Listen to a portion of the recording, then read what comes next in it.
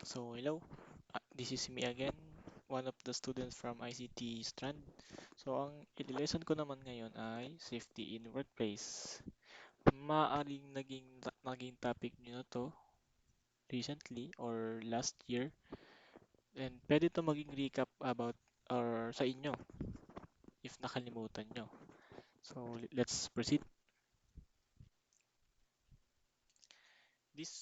Itong mga sign na to ay itatopic natin to mamaya. Ito pero ang mga sign na to ay may mga bawat meaning. Ito ay ang emergency exit. Ito naman ang flammable exit, warning sign or warn, no smoking, and wet on floor. Madalas natin to, o pwede natin to makita sa mga mall, sa daan. Ito, kadalasan to nakikita sa mga mall, sa mga malalaking mall. Kung mapapansin nyo, medyo tagu, medyo tagu tong sign na to kasi exit to eh. Madalas to nasa mga gilid ng ng, ng main entrance para sa mas mabilisang paglikas ng mga tao kapag may nangyaring sunog or whatever. Ito naman, flammable sign. I'm not sure if ito ba yun? Flammable sign. Ito, ini-indicate naman nito yung pwedeng maging cause ng sunog. Pwede ito makita sa mga truck, flammable truck na ini-indicate nito na huwag magsunog or gumawa ng kahit anong ikasusunog ng environment. Ito naman, warning sign, parang wina-warn tayo na huwag gawin tong gantong bagay na pwede mag-cause ng injuries or damages. Ito naman, no smoke, madalas ito nakikita sa mga public places like pwede sa Victory, ganun, Victory Mall, sa BGC or anything na crowded.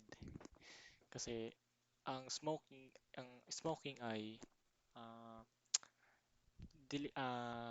not not for not good for our health. So ito naman, wet on floor, ito talagang mas madalas nakikita sa mga mall kasi nakikita natin to kapag may pwedeng janitor na naglalagay sila ng ganito para ma-prevent yung mga dumadaan na tao na pwedeng madulas. Next. So, what is safety signs and importance? Safety signs and symbols are important to know. These communication tools, they help to indicate potential hazard present in plant site or any workplace. At the same time, they warn workers to always keep watching out, sorry for the spelling, for those hazards, giving required information and health instruction. So, dako tayo. Ito yung mga kanina pinakita ko. Ito na yung tanong kung ano yung hazard. Align din yan dito sa mga pinakita kong images. So, what is hazard? Hazard is anything or it can be everywhere with potential cause injury or damages. So, hazard is pwede palang kahit saan. Basta na pwede mag-cause ng injury or damages. Pwede sa mga gamit sa bahay. Halos lahat ng pwedeng mag-cause ng damage sa atin ay hazard. So, didiscuss ko yung mga types of hazard. Mabilis lang. So, first, physical hazard. Physical hazard is anything in the environment that can cause harm or injury when you come into contact with it. So, physical hazard is ito yung physical as in na hazard na pwede mong matamo sa workplace mo or sa ginagawa mo. Ito yung sign na ganito. Ito, one of the example of physical hazard. Kasi once na madulas ka sa area na minamap ng isang tao, kasi ang pwedeng cause nito kaya sinasabing wet on floor kasi basa basa yung dinadaanan mo. So, may possibility na pwede kang o pwede kang madulas. So, ito yung one of example ng physical hazard. So, next. Biological hazard. Biological hazard or biohazard is something that comes from living organism and can make you sick. Biological hazard, ito naman yung hazard na pwede mo makuha sa mga sakit, ubo, or viruses, like pwedeng COVID, ganun. Biological hazard, ito yung ah, pwedeng everywhere talaga na hazard kapag nasa kahit anong lugar ka. Hindi lang siya basta-basta nasa workplace. Pwede ito kasi yung ito yung hazard na maliliit na particles kasi ito yung mga living organism na pwede kang magkaroon ng sakit like sipon, ubo, or lagnat, sinat. Ayun. Next, ergonomic hazard is something in your work environment that cause discomfort and strain or injury to your body. Ergonomic hazard is ito yung discomfort. Para siyang physical hazard na um, pero parang mas malalim siya na hazard kesa sa physical kasi ito talaga yung pwede mag-cause ng parang back pain, ganun, mga sakit sa katawan, ganun, yun. And lastly, the psychological hazard. Psychological hazard is workplace factor that can affect your mental health or well-being. Ito naman, psychological hazard, ito naman yung pwedeng hazard na mag-cause sa'yo ng stress or pagka-burnt out, ganun, pagkapagod, exhaust, exhaustion about sa trabaho mo na nakaka-apekto sa mental health mo na pwedeng mag-cause ng pwedeng pagka pagkatumal mo sa pagtatrabaho, ganun.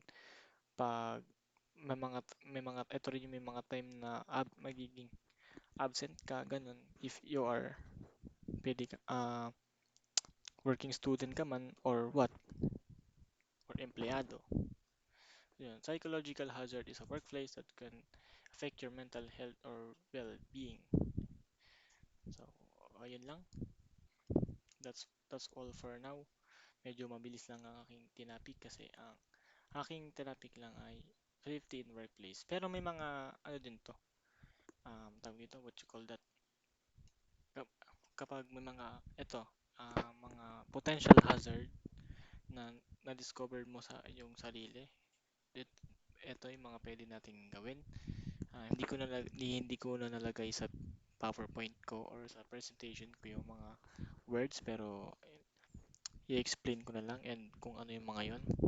So, so, ano yung kailangan nating gawin kapag yung mga potential hazard na to ay na-discover natin sa ating mga sarili.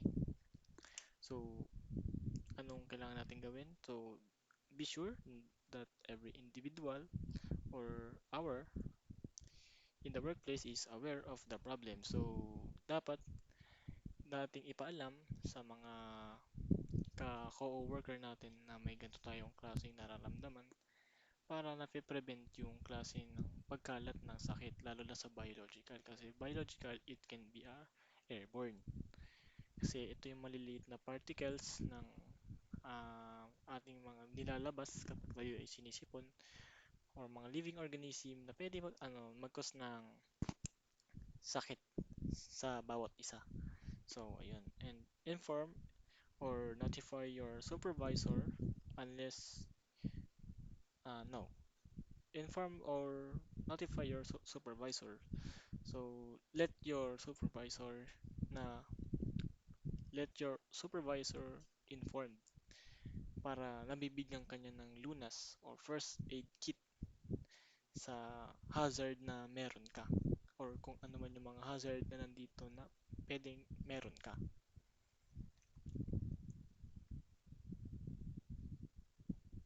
So, yun. So, hindi porket inaalam natin ang hazard ay nag-iisang what you call that? Paraan para sa ikabubuti ng lahat, para din yun sa sarili mo. Kasi, ano yun, to keep yourself clean and to keep yourself, um, um, what you call that? Basta, ayun, kalimutan ko na. Sorry for the word. So, yun lang muna ang aking ituturo ngayon about safety and workplaces. Sana may natutunan kayo or kahit man lang ay naintindihan nyo kahit papano ng mas magaan or ng mas na, ano ba? Ano ba yun? Nalimutan ko tuloy. Na mas basta ayun. Sana may natutunan kayo. Ah! So, ayun lang. Sa susunod na video ulit. Bye-bye!